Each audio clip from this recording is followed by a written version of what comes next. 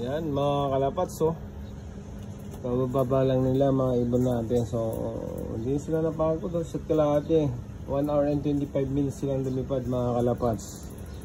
So yan lang yung ano nila. So ito medyo pagod to, pero hindi buka po yung tuka niya mga kalapats. So good yan, kahit buka yung pagpag, huwag lang buka yung ano. So yun, no, buka yung ano niya. So pagod na pagod to. So pag ganyan mga kalapats, buka po yan, medyo mabigat na po yung ibon, mataba na po siya. Yan. Ang ganda na ito, oh. Yung ganun, oh, mga kalapats. Ayan, oh. Walas lang muna natin sila konti. So mamaya magpapatak po tayo ng mga mata nila, kasi pabago-bago yung ano, umuulan, tapos yung mga araw umuulan. Mamaya ayan na yun, magkaroon naman sila ng one eye cold. Ayan mga kalapats, oh. Ayan. So good naman eh, hindi naman sila napagod ng husto. Isip sa ating 1 hour and 25 minutes lang naman sila lumipad. So kaya na ng ibon. Pagdating na ano yan, pag gawin natin 2 hours na yung lipad ng ibon natin mga kalapats. Ayan, no? Basic na basic lang yung mga 1 hour and 25 minutes natin, no? So makikita mo yung ibon kung kaya ng ibon lumipad ng ganyan. So once na hindi kaya, hingal-hingal siya, tapos buka-pagpag, buka yung tuka, ayan na, halos maglaway-laway na sa pagod mga kalapats. Ibig sabihin, mahina yung resistensya ng ibon. So ang dapat po na natin gawin sa mga ganito, palakasin muna natin yung mga ano nila, immune system. So ayan, puro immune system lang gagamitin natin, mga gamot mga kalapats. Huwag muna vitamins, ang vitamins sa ano yan, pang DIB lang yan. So ba't lumakas na yung resistensya, lumalakas naman sila, na mahaba rin yung mga oras nila paglipad nila mga kalapats. Yung mga ganyan technique para immune system muna. Basta malakas yung immune system, malakas din sila lumipad, malakas din sila kumain. Basta may nagsakit sila, hindi ano sila, mahina sila kumain, so mahina din sila lumipad. Yan mga kalapats, mga ganyan lang mga sistema natin. At pasalamat naman ako sa kanila, walang nagkakasakit. At yun mga kalapats, kailangan immune system muna para healthy yung mga ibon natin. Once na malakas ang katawan ng ibon, bihira magkasakit po yan. Tandaan niyo yan mga kalapats. Hindi ba ako tama sa mga sinasabi ko? Ganyan yung mga sinuturo sa akin ni mentor, si Idol. Ganyan, malakasin mo yung ibon mo para lumakas silang lumipad, hindi sila nagkakasakit, bihira sila magkasakit. Once magkasakit lang na ito mga kalapats, doon lang sa mga ano na, pagsakay sa tracking yan. Kasi hindi natin maasahan yung mga ibang ibon, alam natin may mga ano din, magkakasakit sila dahil sobrang dami nila sa loob, mainit pa. Yan, nandyan na yan, magkakaano ng mga one eye cold, sipunin, yan. So once na malakas yung ibon mo sa ano, pag ano mo sa ngayon, hindi sila tatamaan yan mga kalapats, dahil nauna mo na silang ginamot mga immune system nila. Parang ikaw din, pag malakas yung immune system mo, malakas ka din, malakas kang kumain. Yan hindi ba ako tama? Yan, oh. So kwentong libon muna tayo. So ito, pinagpapahinga ko lang sila mga kalapats. Ay mahirap na yung pagod na kakain ka na lang bigla, pero kaya sila mabilis pumasok mga kalapats dahil sinanay ko na sila dito sa floor. Naglalagay ako lagi ng ano, once na bumaba na sila, nakataktak na sa utak nila mga kalapats na meron na silang kakainin pagbaba, kaya mabilis silang pumasok. Kaya kailangan mong ipatatak sa ano nila, sa isipan nila, na always na ginagawa mo sa kanila, ganun na yung ano nila ang motivation natin para ano sila, mabilis silang pumasok dahil sa patoka. Lahat na naman ng ibon, kailangan mo siyang pabilisin. Ano dapat mong gawin? Sa patoka mo lang gagamitin niya mga kalapats.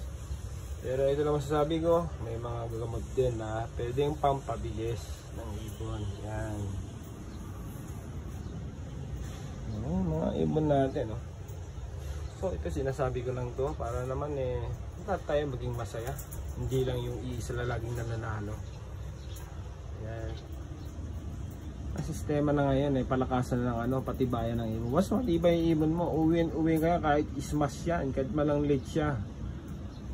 Basta pinaka-important daybird.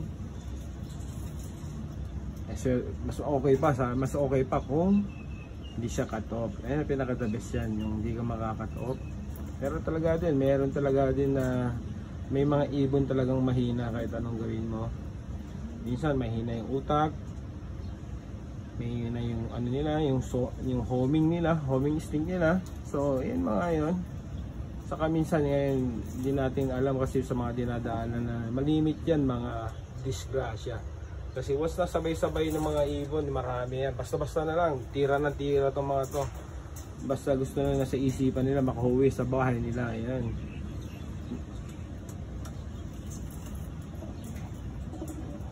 Dahil talaga din, ang isang lang naman gusto natin, makauwi silang safety.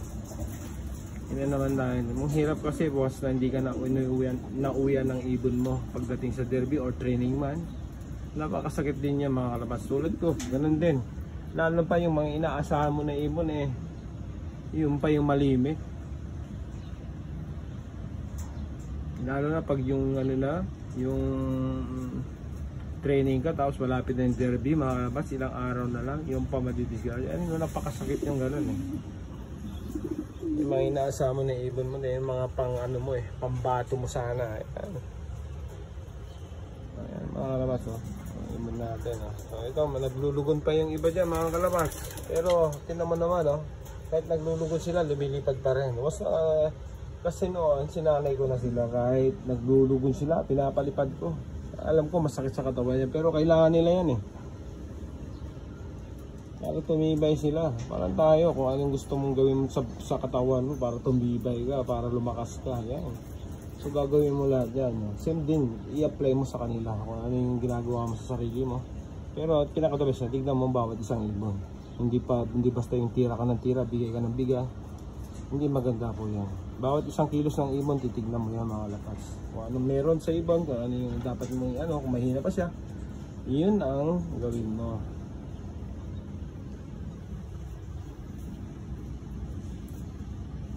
Pero, ang ano lang dyan, hindi naman tayo atleta, sila yung atleta. So, minsan hindi natin inaasahan, hindi sila nakakauwi. Dahil iba yung race namin dito sa Taiwan. Series, wala silang palatandaan, kundi hula-hula lang po. Yan yung mga ano nila po sa ano nila, mga labats.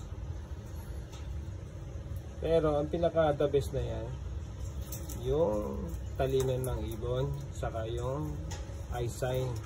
Kasi once na matindi yung eye sign ng ibon, ilang kilometer yan, daan. Kaya niya basta nakaano sila sa taas. Basta hanggat kaya inabot ng mata nila. Ayun ang pinaka ano dyan, mga labas.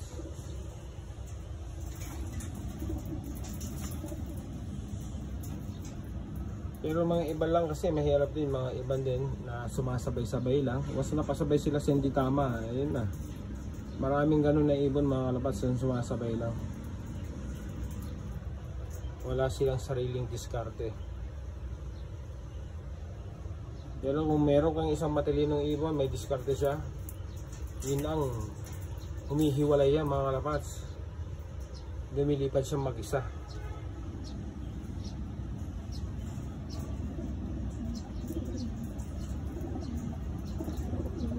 Ayan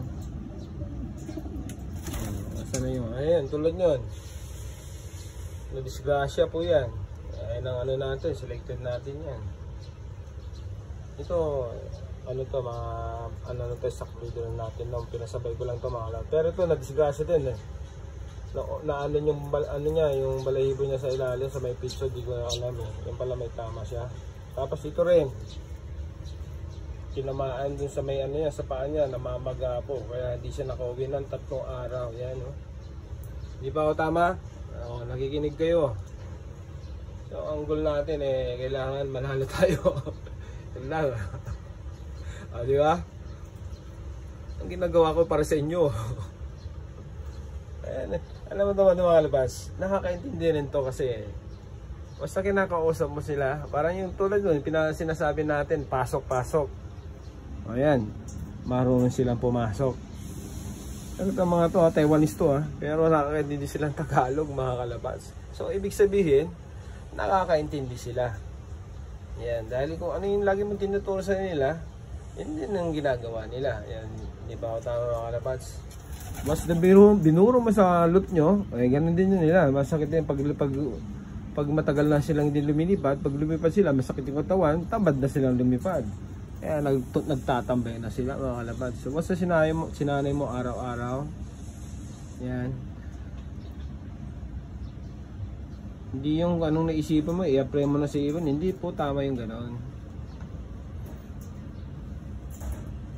Tignan mo yung mga ibon sa kapag-aralan mo yung gamot. Hindi basta-basta tira na tira.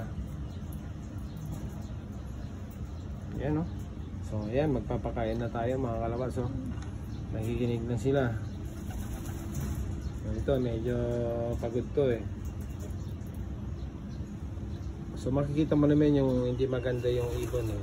Sa ilong, sa paa, saka sa balahibo. Kaya hindi ano yan oh.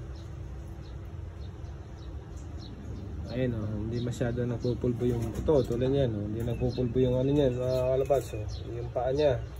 So pulang pula, ibig sabihin to may nararamdaman. So tama, yan oh, matamlay po yan. Yung mga healthy, yung mga kalabas, no? Tingnan mo yung paa niya, oh. May puti-puti. Yung mga healthy na ibon. Basta nakita mo parang ano, yung pinagpapawisan yung ano niya. Medyo pulang-pula, hindi po siya maano yan, hindi po siya healthy. Saka yung ano, yung makita mo yung mata ng ibon, pag medyo matamlay, matinding sakit na po yan.